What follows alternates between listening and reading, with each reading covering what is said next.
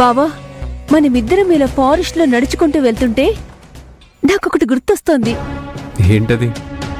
చిన్నప్పుడు మనమందరం వనభోజనాలకని ఫారెస్ట్కెళ్ళాం. నేనప్పుడు చిన్న పిల్లని కదా, తూనీగ కోసం పరిగెట్టుకుంటూ వెళ్లి తప్పిపోతే అప్పుడు నువ్వే కనిపెట్టి తీసుకొచ్చావు. అప్పుడు కూడా ఇలాగే నడుచుకుంటూ వెళ్ళాం. గుర్తొచ్చిందా? అవును, గుర్తొచ్చింది. చిన్నప్పటి లైఫే వేరు, అది తిరిగి రాదు.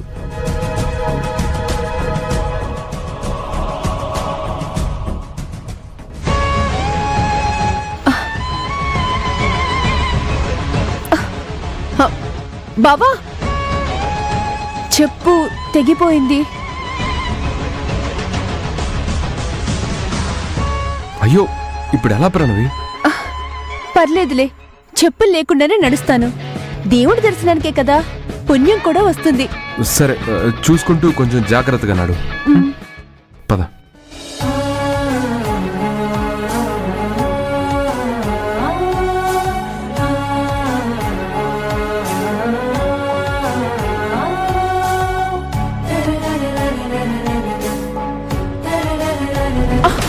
అయ్యో, సారీ బావా. కొంచెం చూసుకున్నాడు, జాగ్రత్త.